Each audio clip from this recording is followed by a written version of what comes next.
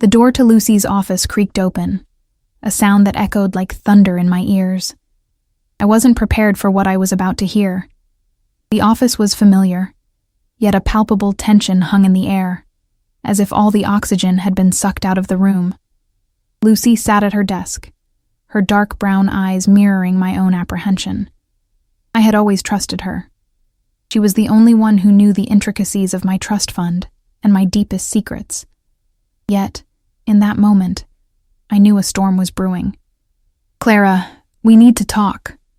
Her voice was low, almost a whisper, as if the gravity of her words would be amplified by the tone. I looked at her, my mind racing with questions sprouting like weeds in a garden. She took a deep breath and continued. "The plan to divert your trust fund is already underway." Like an iceberg colliding with my heart, the icy shock struggled to settle. I had dedicated years of my life to work, studies, and my role as a lawyer. How could betrayal come from the one person I trusted most? Perfection is a mask, and I know where the strings are, I thought, repeating the phrase that had been my constant companion. My name is Clara Miller. I'm 36, and this wasn't the first time the feeling of betrayal had hammered at my mind. Since childhood, I had lived in the shadow of my sister, Isabel, the perfect daughter, always showered with praise, while I dedicated myself to building my career.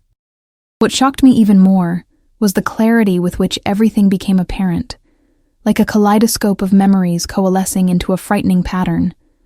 I remembered all the times my mother and Teresa, my other mother, always emphasized how worthy Isabel was of adoration. I, on the other hand, was just Clara, the independent daughter, the one who forged her own path and sought her place in the sun without relying on others' approval. But that, apparently, made me less deserving, more invisible. Clara, I don't know how to tell you this. I've received documents indicating that Isabel and her mothers are plotting a change in your finances. They plan to completely isolate you from the trust fund, Lucy said, her gaze steady but filled with compassion. A change in finances? The word swirled like a vortex in my mind. I had to act, but how? Anger began to form in my stomach, a heat that quickly transformed into coldness. No emotion could paralyze me now. They were ganging up on me, but I couldn't let that consume me. I remained silent, evaluating the pieces of the puzzle unfolding before me. What tactics did I have at my disposal? How could I reverse this situation? "What do we do?" I asked Lucy. "We can't let them get away with this." I spoke with a determination that surprised even me. A part of me wanted to cry, but the other part, the part that always remained methodical, was ready for revenge. "We need to gather evidence, Clara. Documents, financial records, anything that protects you and proves the illegality of their maneuver. You need to pay attention to every detail. Every document could be another step towards exposing this sham." Lucy's voice was a breath of life. I needed to act, and fast. And so, the acceptance of my new role settled upon me. The pain of betrayal transformed into a burning fuel, a flame illuminating the darkness of helplessness. Coldness transformed into focus. What to do next? The answer settled in my brain. First, investigate. Thus, I set in motion the plan I was beginning to shape. I turned every detail over in my mind, analyzing Lucy's reactions, the nuances of her expression. Any slip, any doubt could give me a clue. Lucy was giving me the coordinates of a shadowy map, and I wasn't willing to get lost in it. I need to maintain my composure, not reveal my current state of mind, because one misstep could cost me everything. The feelings of betrayal and distrust fueled my spirit, and, as the gravity of the situation settled, a vigorous determination bloomed. I couldn't just be the woman hiding in the shadows. I needed to be the archetype of revenge. My impulse was now a duty, a mission, and the essence of the Clara who had been sidelined finally emerged. This ballet of intrigue was only just beginning, and I was ready to be the dancer who controlled the spectacle. They had no idea the real game was just beginning. Leaving Lucy's office, The city lights pulsed like a neon warning about the betrayal I had just discovered. I was overwhelmed by a wave of conflicting emotions, anger, confusion, sadness, as I walked the streets. The revelation of the diversion of my trust fund wasn't just a financial matter. It was a deep wound, a betrayal perpetrated by those I loved most. The image of my sister, Isabel, illuminated my thoughts like a shadow, inseparable and unbearable, as I wondered why I had never noticed the hidden truth behind her perfect facade. This moment transported me back to my childhood memories, now distorted and warped.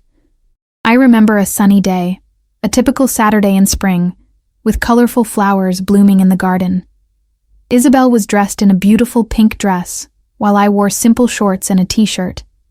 Every compliment thrown Isabel's way made my heart shrink. "Look how perfect your sister is, Clara." It was always like that. And I, trying to find my place, struggled against the invisibility that seemed to imprison me.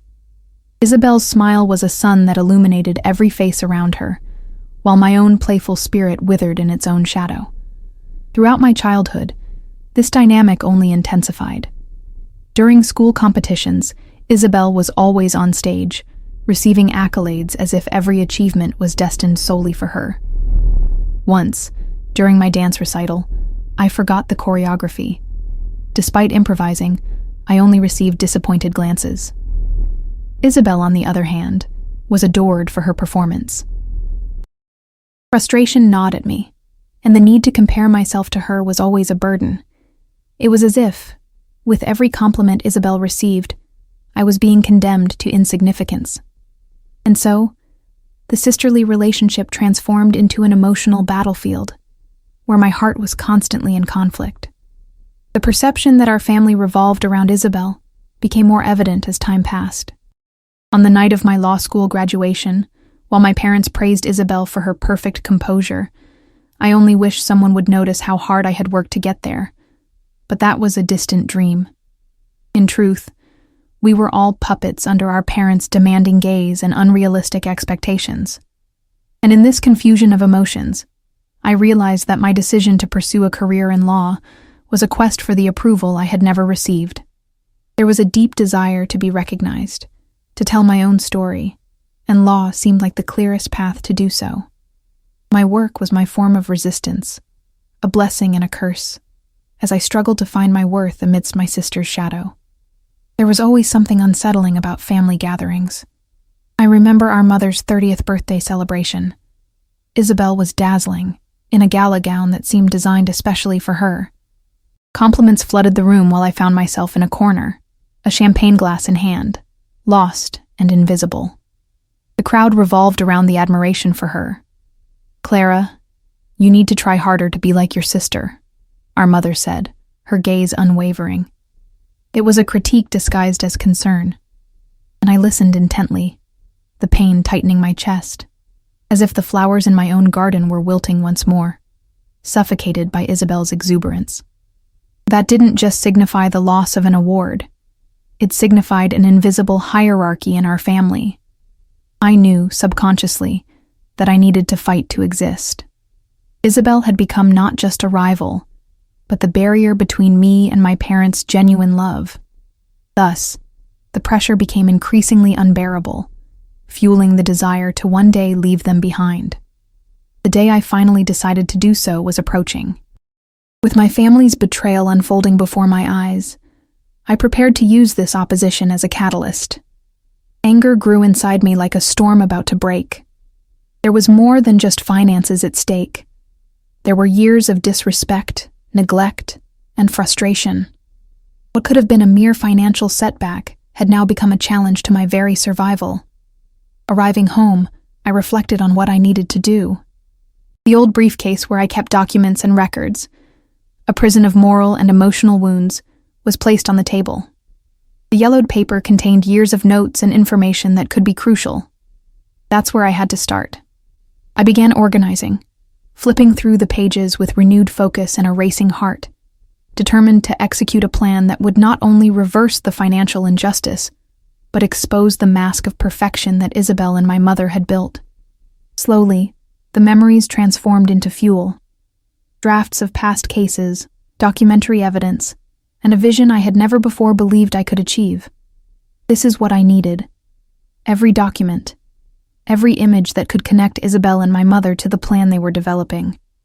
The outline began to take shape, and the papers that once represented insecurities now marked the steps toward reclaiming my truth. Before going to Lucy, I made a mental list of the documents I might need to gather. I wouldn't let the pain of betrayal derail me. Years of struggle would now focus on a single direction: the reclaiming of my story. I gathered evidence of financial transactions, forgotten emails between the parties, everything. Every detail could give me the advantage I needed. The image of my sister laughing under the spotlight was now a distant memory. I needed to build a wall around myself, and the fortress rose through my actions. This battle wasn't just about money. It was about restoring dignity and truth in a family that had grown accustomed to hiding shadows behind gleaming masks. This battle was only just beginning. It was time to take these memories of pain and turn them into my weapons. The dance between betrayal and justice was unfolding, and I was only beginning to master the steps. In my mind, everything was becoming clearer, a plan forming with each new sensation. The truth always ends up exposing who we really are, and in this case, it would be no different. Fueled by a burning determination, I left the house the next morning, carrying a briefcase overflowing with documents that could be the key to the hidden truth. The crisp morning air was a stark contrast to the whirlwind of emotions churning inside me. I wasn't just searching for answers. I was hunting for the threads holding up the mask of perfection. Arriving at Lucy's office, I could feel the tension in the air. It was clear she was aware of the steely glint in my eyes, now reflecting unwavering resolve. "Clara, you seem different today," she commented, her voice laced with curiosity and concern. "What's going on?" "I'll do whatever it takes to recover my trust fund," I declared, my voice firm yet measured.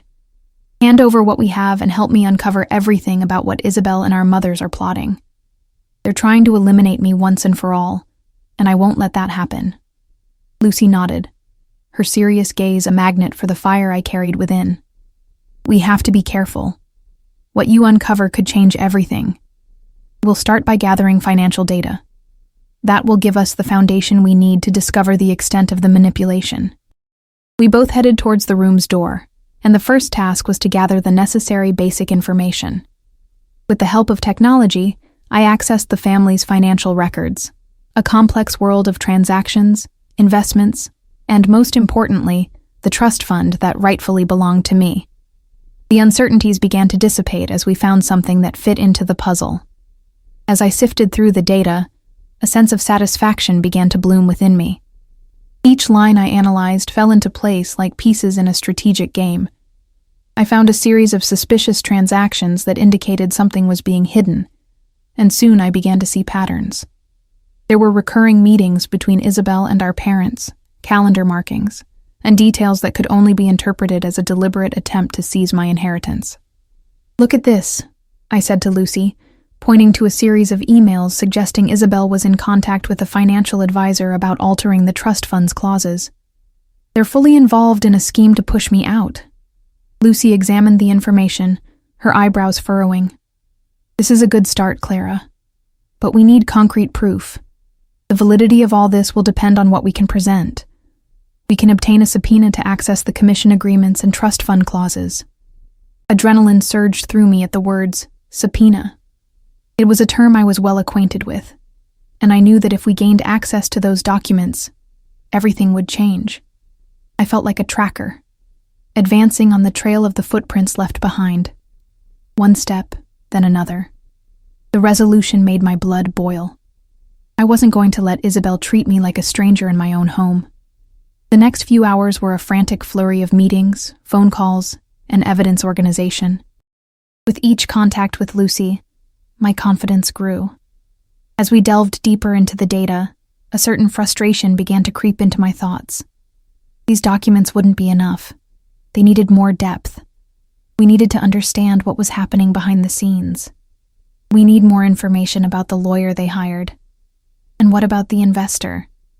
There are connections between them that we need to expose, I commented in a moment of clarity, the idea fermented by the urgency I felt. The adrenaline increased as the pieces of the puzzle aligned, revealing how perfection was truly a fragile construct. I'll make some calls, but we can't act impulsively. The risk of burning our resources is high, Lucy replied, but the light in her eyes told me she was just as involved as I was. A plan of attack formed, and I remembered everything that had shaped me. The time imprisoned in my own life, the oppressive light of Isabel. Now I was the hunter, and I was ready for anything. In the following days, the investigation intensified. Lucy and I worked together, organizing the information, preparing detailed questions about every move Isabel and our mothers made. Meanwhile, I observed their interactions with the sharpest eyes I'd ever had. What had once seemed like mere everyday life was now a showcase of manipulation and deceit, and I couldn't ignore every little detail. One morning, meeting my mother at a cafe after a long hiatus from visits, I managed to analyze her through a new lens. What had once been a banal conversation now transformed into an exercise in interpretation.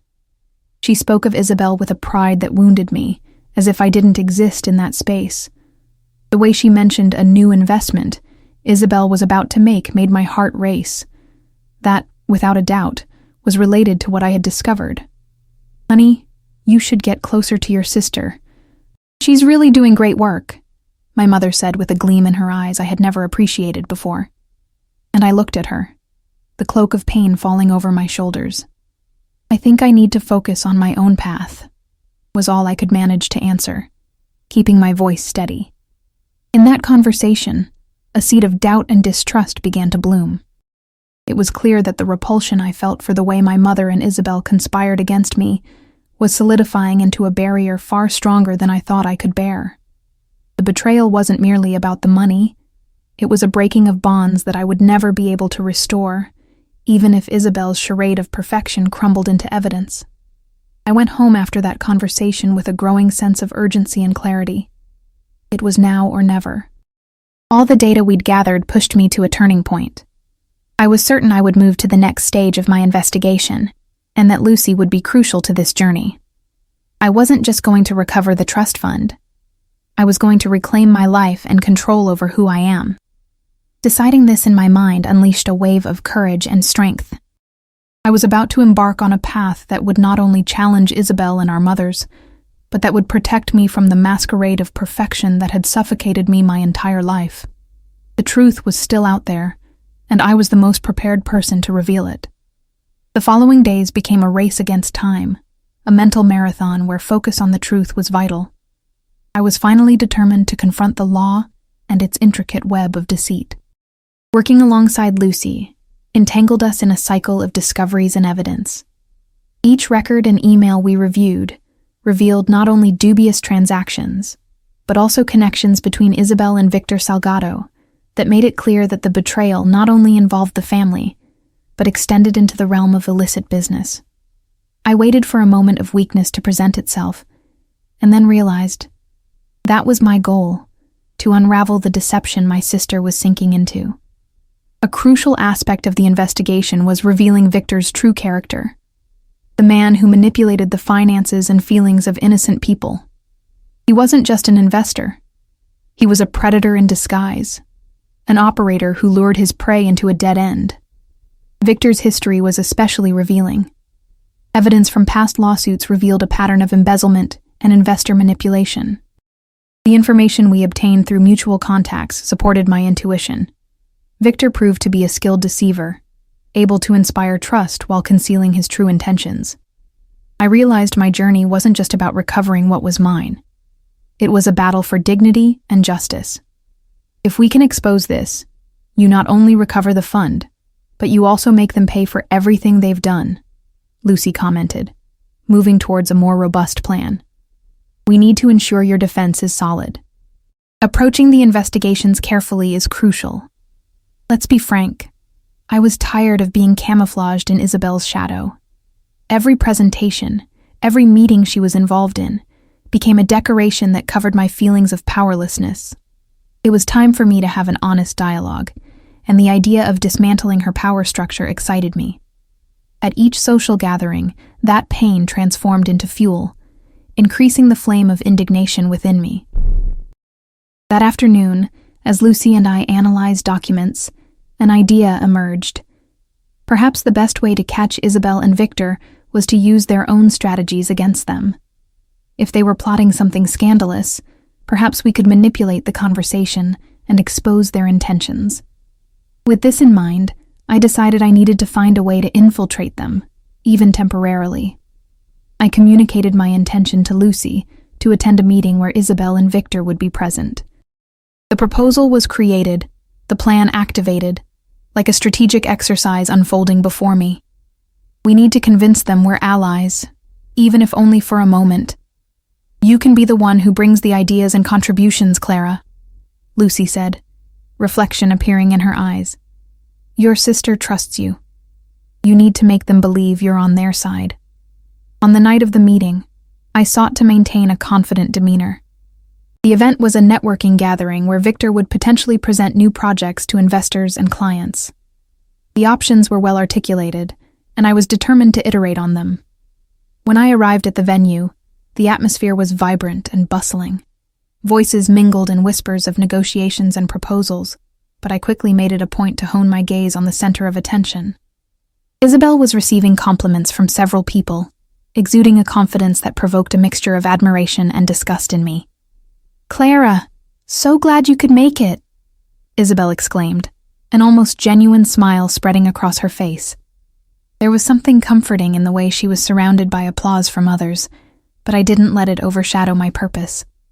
I was eager to hear more about your new initiatives, I replied, trying to sound engaged and interested. While we made small talk, my mind was focused. Victor soon joined us. The chemistry between them was, to say the least, intriguing, but I didn't take my eyes off the man who had begun to move like a shadow in my mind. Every word uttered by the two became a gateway to new possibilities. We're on the right track with the fund investment, Clara, he said, his voice deep and charismatic. I've always believed in this team's potential. We've cultivated essential relationships. With that, I realized the attention that could be harnessed. The trap was setting itself. I kept the conversation going and any intuition that could extract them from their surroundings. Lucy remained behind, maintaining surveillance, while I flirted with the facade of the two. As the party progressed, I gained some space and acted like a sponge, absorbing idea after idea. When the conversations turned back to the new project, it was my turn to contribute a fictitious idea. What if we analyzed the risk coverage options? We could develop a contingency fund to provide support. Besides, transparency in management is so essential, don't you think, Victor? What sounded like a proposition to me became a disruptor that caught them by surprise. Victor shifted slightly, but the charm of surprise gave him a moment of reflection. You're right, Clara. A contingency fund can prepare us for any future eventuality. Sizing this up becomes crucial. Isabel watched him, her expression shifting for a brief moment. But the confidence was still there. They hadn't grasped the true impact of my words. What had begun as a circle of trust was now unraveling into uncertainty. And so the conversation continued. And without them realizing it, I was adjusting the narrative, extracting every piece of information, every concern that could be the key to exposing them. Deep down, I knew the next phase required caution and refined strategy. Everything was coming together, and it could all come crashing down at any moment. After the meeting, I could barely contain my excitement. I then met with Lucy, revealing every detail, every exchange of ideas that could serve as a spear against the sham that loomed over our family. The weaknesses they exposed this time, I commented excitedly, typing rapidly in a notebook. What they're hiding is a sandcastle about to crumble. With increased focus on Victor, the data aligned perfectly, and the clues I'd mentioned throughout the conversation became collateral evidence leading to massive manipulation.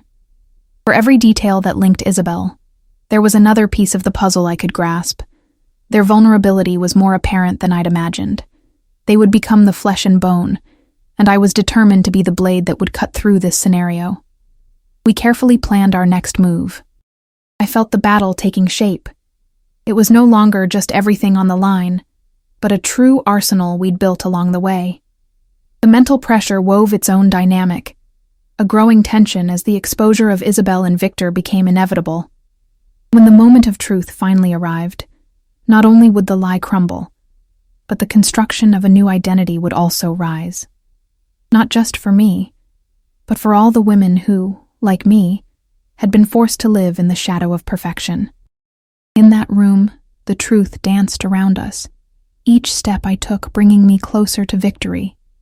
As the battle plan neared completion, the voice of clarity became palpable. No longer would I see myself as Clara, the forgotten sister, but as a force seeking the justice I not only desired, but deserved. The days following the meeting were a mixture of anxiety and adrenaline, with the truth finally beginning to emerge from the shadows where it had been hidden for so long. With each document Lucy and I reviewed, a new layer of Isabel and Victor's plan was revealed, and the promise of justice became more tangible. What had once been a confusing puzzle began to take shape, and my determination grew as I prepared for the final confrontation. That morning, I was more than nervous. I was exhilarated. The event where we would confront Victor and Isabel was approaching, and the pressure of what was to come was intense. Lucy's small office became our command center. We were surrounded by papers and folders, and the atmosphere was one of anticipation. On the table, the documents were carefully arranged in an order that would establish the narrative of our case. "We need to be surgical, Clara. Every word you say will carry significant weight," Lucy reminded me as we prepared the final details of our presentation. "Don't forget, you know their emotional tendencies. Inject feeling into your words. Carry that with you." I looked at the computer screen, where the presentation slide flickered and danced with information and charts. I had to ensure that the structure of her truth resonated not only as an accusation, but as a claim of dignity, a story of an old burden about to be lifted. Empowerment began to manifest within me. The lessons of the past would no longer be a weight, they would become a sharpened blade. 6 hours later, I wore a somber black outfit that emphasized the seriousness of the moment, determined to project an image of control as I walked toward the elegant hotel, a setting Isabel adored. As I stepped into the conference room, an air of malevolence pulsed among the attendees. Isabel was radiant, her presence adorned with the confidence that had always been her greatest strength and her greatest weakness. Beside her, Victor radiated power and charm, equally determined to connect with potential investors relentlessly. The event was set up in a completely immersive way. The room was full of expectant faces, some assuming a posture of adoration towards Isabel, others intrigued by Victor's magnetic presence. The sight of them together spurred me to focus and harden my stance. One by one, the eyes of the audience turned to me as I entered. I knew this was the moment to reach for the truth. "I'll make my introduction casually, before making my triumphant entrance," I thought. A tactic I'd learned in court. The art of persuasion often requires a practiced smile. I started walking towards the center of the room, and I took a deep breath, cultivating its presence. Silence filled the air, and conversation subsided as the focused lights adjusted to illuminate my figure on the stage. "Hello, everyone," I declared, acknowledging the audience with confidence. "I'm Clara Miller, and I'm here to discuss investment opportunities alongside Isabel and Victor." A cordial smile belied my heavy heart as I fixed my gaze around the room. My eyes locked on Isabel and Victor. I knew the game was in our court, and the truth I carried couldn't be silenced. Following their presentation and the data on their projected slides, I seized the perfect opportunity to ensnare them in their own web of lies. "Recently, I've been reviewing some documentation and records of conversations that seem to contradict the image you've presented here today," I said, establishing a tense expectation that spread through the auditorium. Their reactions were immediate. Isabel's composure faltered for the first time, and Victor adopted a defensive posture. The room buzzed. Whispered conversations reached my ears, my pulse quickening. "What I'm saying is, transparency is key in this world," I continued, maintaining a steady tone, facing the mounting pressure. "I've found records not only of the investments mentioned, but also actions that call into question the integrity of your operations. Silence. A profound pause filled the air as the audience absorbed the implications of my words. Faces shifted from confidence to doubt, and I couldn't help the feeling of triumph that swelled within me. At that moment, I pulled out a set of copies from the envelope I had meticulously prepared, containing documents with evidence of transactions and emails linking Isabel and Victor to fraudulent practices. A deep breath was necessary before I cast one last look at them, before placing the contents on the stage. These are some of the emails and documents that link you, Victor, to irregular fund manipulation practices, I declared, my heart pounding as I watched his expression change drastically. And I know very well the difference between what appears to be value and what it truly is. The fluctuation in the numbers is just a fraction of what you've tried to build. The murmurs among the guests intensified. Concern was clearly visible on their faces. Isabel's gaze was fixed on me, now filled with the recognition that the mask she'd always worn was about to crumble. Victor, visibly flustered, attempted an intervention. "This is absurd. Clara, you're wrong. This is just an attempt to dredge up the past." But I wouldn't let him even try to intimidate me. "This isn't about revisiting the past, Victor. It's about breaking the chains that have silenced my voice," I retorted. "If ethics are at stake, then we need this truth exposed, not only so you face the consequences, but so we can hold accountable those who became accomplices in this sham." The energy in the room began to shift. The people around us, once so captivated by the image Victor and Isabel projected, began to question. Some whispered words of support. Others exchanged confused glances at what they were witnessing. I was witnessing a domino effect in action. If the goal of this meeting was to suppress the truth, it was now transforming into collective action. Victor and Isabel's appearance, once so alluring and glamorous, crumbled before everyone present. The air thickened as the weight of the truth became apparent to all. We know we all make mistakes, but what we should never do is cover them up with a web of lies that are not only harmful, but that separate us from each other, I affirmed, my tone still strong, but now imbued with vulnerability. We are here to remember that love and trust shouldn't be conditional on numbers or funds. Silence fell again, but this time it was different. The audience was beginning to see beyond the facade. They could feel the truth manifesting. The clash between the three of us was promoting a collective reflection that went far beyond monetary issues. It was about the essence of what our family represented. With each beat of my heart, voices joined together, becoming a symphony of resistance against what had been built on betrayal. This new identity I was forging wasn't just for me, but for all the women who had felt invisible under the shadow of perfection. I'm not just fighting for myself here. I'm fighting for all of us who have lived in the shadow of expectation. This sham ends now, I declared, resolute. Victor seemed stunned, and Isabel, once the confident executive, was now in despair. It was a dome of broken promises, a facade finally revealed. The gazes around us were fixed on the scene unfolding, and the room was filled with raw emotion, a confrontation where the truth finally settled. The certainty that I had put the truth back into the equation enveloped me. Even though the fight was far from over, the battle against the monsters we had created was just beginning. And now, as the dust began to settle, I knew there would be consequences, and that victory lay beyond simple restitution. It was in rewriting our history, a narrative where I would not just be the echo of the forgotten sister, but the protagonist of my own life. The voting for truth gained momentum, and one by one, those present began to take a stand. The impact of the revelation caused a turning point. This was an opportunity to transform distrust into solidarity. In that universe, words were weapons, and promises of a better future were about to unfold. And so, with every step I took, the dance of truth continued. There would be no more traps.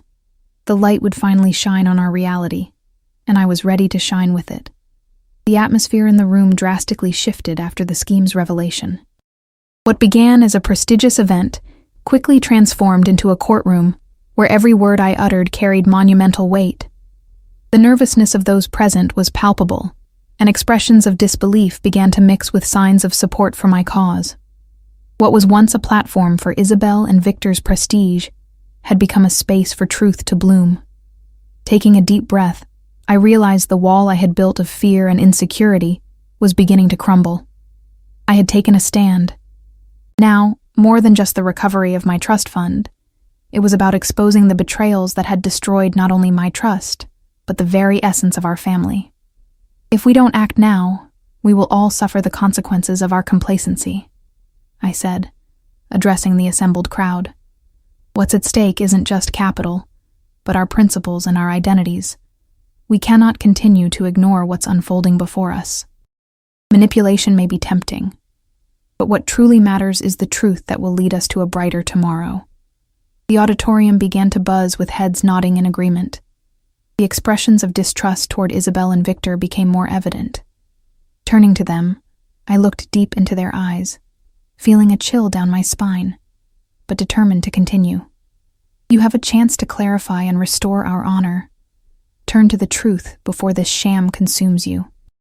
Isabel, sensing the tide of support I was rapidly gaining, cast a desperate look at Victor, who seemed to be struggling to maintain his composure. "This is ridiculous," she said, her voice trembling. "You really believe Clara is here for everyone's good?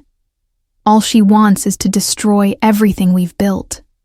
"Destroy what you've built?" I retorted, the heat of justice beginning to flow through me.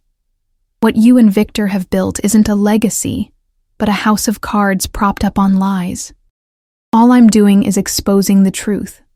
The murmurs in the room began to grow, the distrust towards Isabel and Victor now becoming a chorus of voices seeking answers. More concerning for them was the growing strength in my speech and the support I was receiving. Every word I uttered seemed to be a call to action, a whisper of confidence chasing away the doubts that were now taking shape and gaining weight in the minds of everyone present. Victor, sensing the meeting's reversal, made another attempt at control. "We all face challenges in business.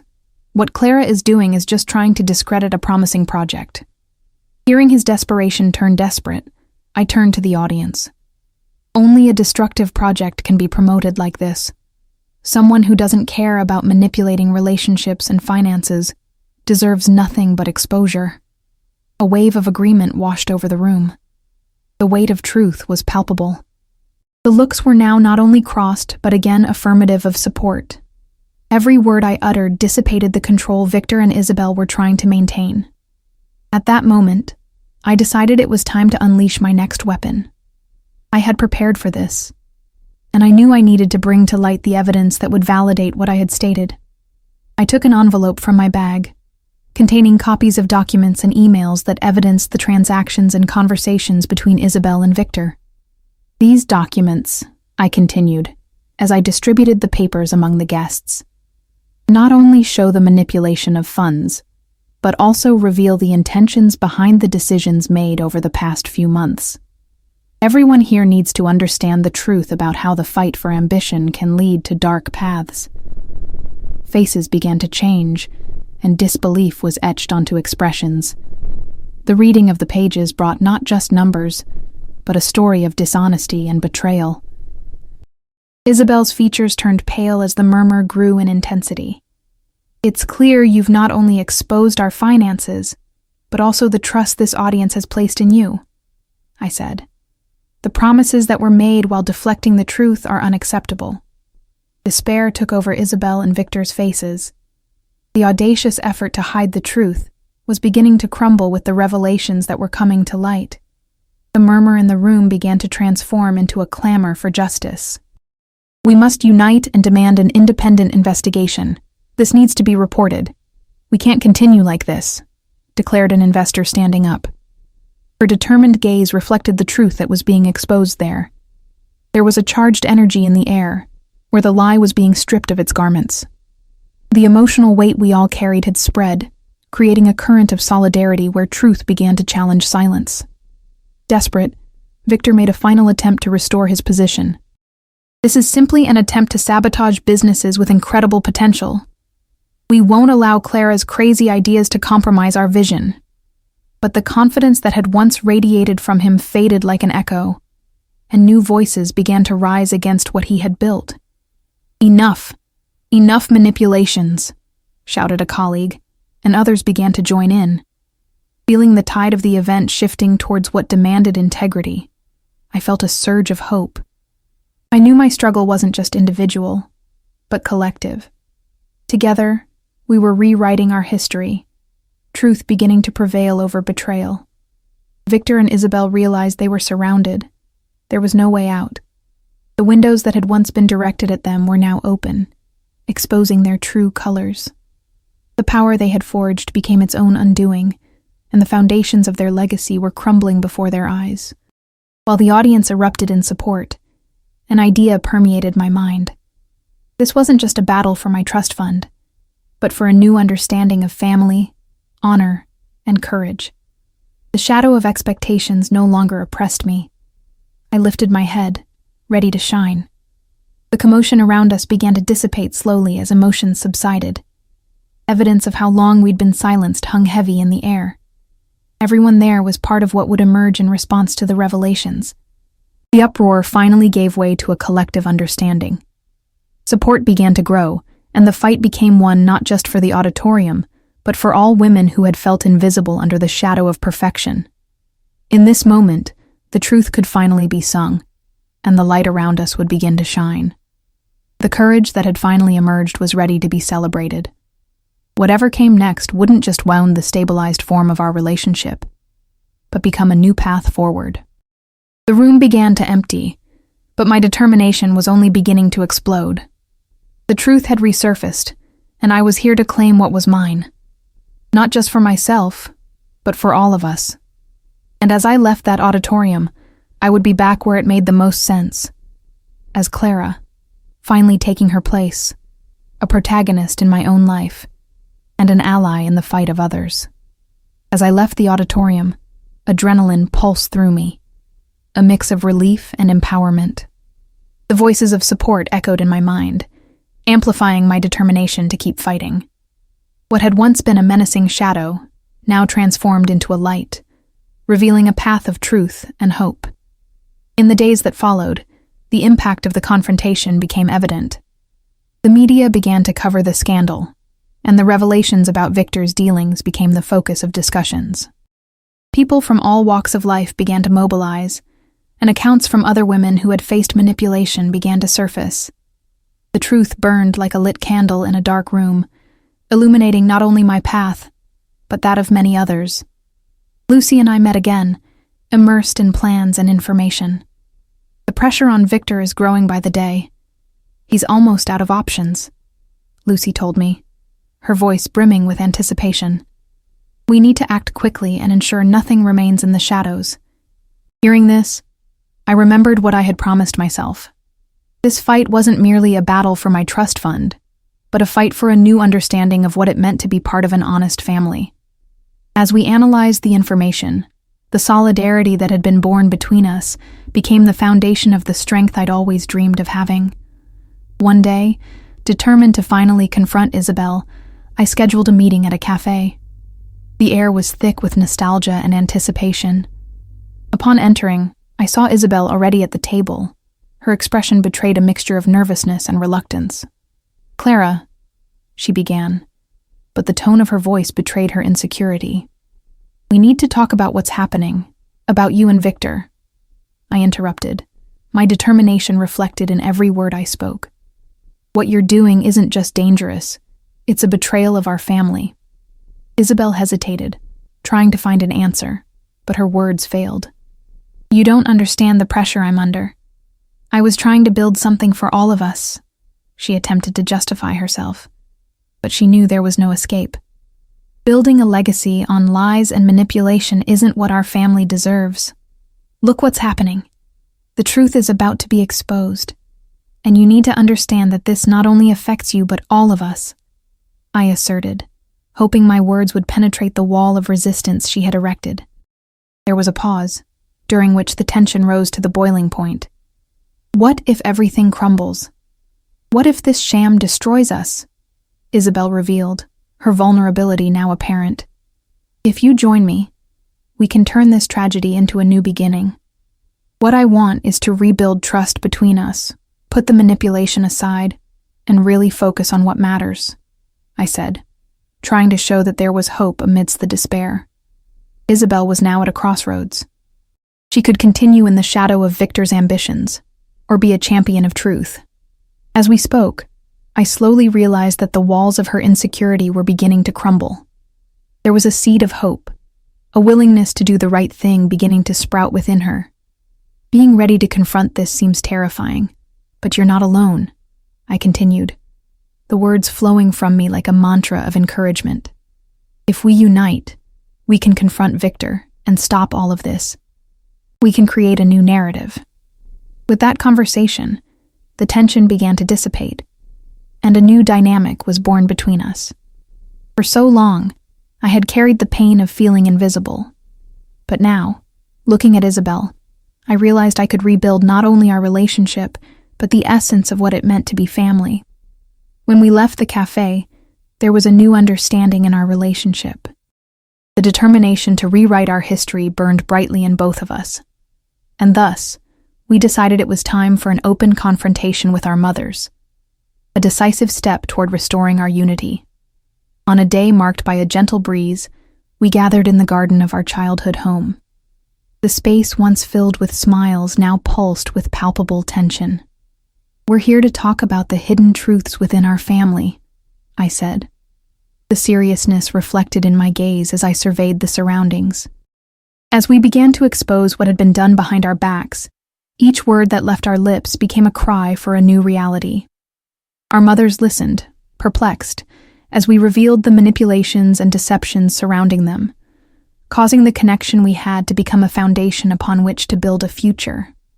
The act of speaking proved transformative. We not only exposed the weaknesses, but established a space where we could embrace the truth.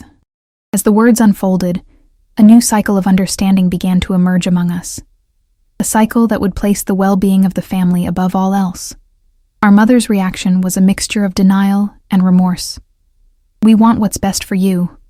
We weren't aware of what Victor had in mind," one of them finally admitted, her voice trembling. "In fact, we need to join forces to dismantle this sham that has become a part of our lives. And we can no longer allow fear to keep us trapped," Isabel intervened, now more aware as she looked at me and our mothers. What was once a dialogue cut short by shields of pride now took the form of a collective search for reconciliation. And as we talked, we realized that our shared experiences could be the key that would unite us. By the end of that conversation, it was as if a burden had been lifted from our shoulders. I felt that love and truth were finally winning, and that the story we were rewriting not only restored what we had lost, but introduced a new chapter. I left that meeting with renewed hope. The fabric of family relationships that had been frayed was beginning to be woven again, and together with Isabel and our mothers, the building of a stronger legacy had begun to take shape that day. In the end, what emerged was not only a new identity for me, but a flame that ignited courage in all of us, a new sense of family that now embraced truth and love.